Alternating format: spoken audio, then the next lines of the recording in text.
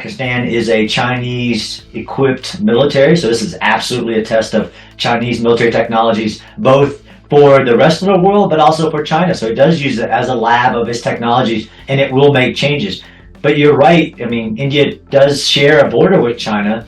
Turkey does provide capabilities to Pakistan. I agreed with the comments. There are a lot of nuances there, even from a geopolitical perspective of China or any adversary to India using Pakistan and the borders to isolate India economically, militarily, in all aspects. There is a difference between a war, a named operation like Sindoor, which was a response to a terrorist attack that had a clear start and a clear ending, and this broader kind of state of conflict where nation states are trying to weaken what they view as threats, weaken their neighbors, which is unfortunate. I agree with those statements. A lot of nuances there, but absolutely a test of those technologies.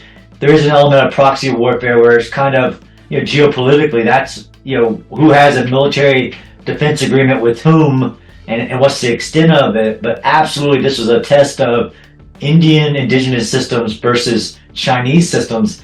And everybody was learning from that demonstration because war puts everything to the test.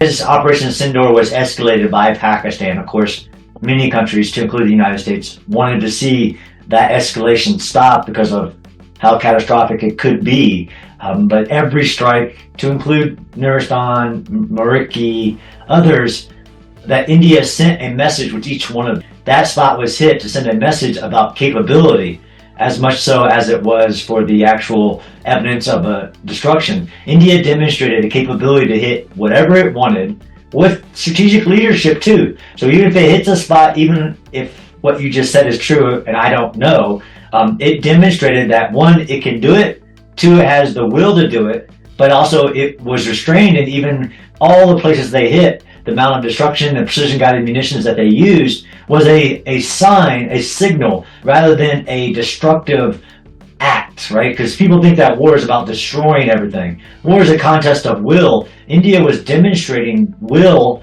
to do what's necessary if Pakistan wanted to continue to escalate. And that's strategic independence and strategic, basically, leadership.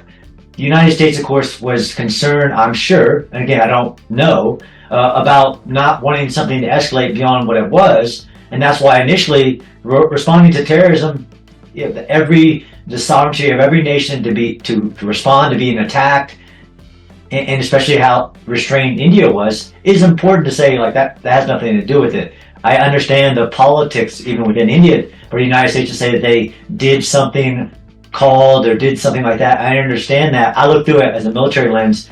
You're right, that strike was very unique.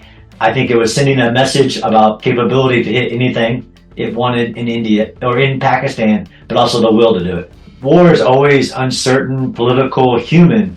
You can't predict the triggering moment of the next war, right? You can definitely identify the underlying current or the underlying issues that persist, and that includes within yourself. So this was the underlying conditions within India, which is a pattern of response to cross-border terrorism, led to a formation of a doctrine that an enemy takes advantage of. Nobody can predict the future, but one of the ways you prevent future wars is this preparation and change and being on the ground. This was why studying Operation Sindoor wasn't just about the 4 days. It was what was happening the decade before, the 5 years before, from making India to the Indian military transformations and preparations, the small business innovations that are going on with the technologies, so many elements that were preventing and leading to being prepared for a war. I can't tell you when the next one is because the enemy always gets a vote. I can tell you that India is more prepared, and from what I'm hearing on the ground is that they're not resting on what they just did, and it was that was in a path that the priority is development to strengthen the nation as a whole, while you also strengthen your deterrence, your red lines, your capabilities, so you do have military overmatch, which is deterrence. I hope there's not another war. I know as a student of war as well, is that Only the dead have seen the end of war, and there are many actors in the region who are trying to fulfill their strategy for the next war. So you prepare, you deter, and you continue to evolve like India is doing.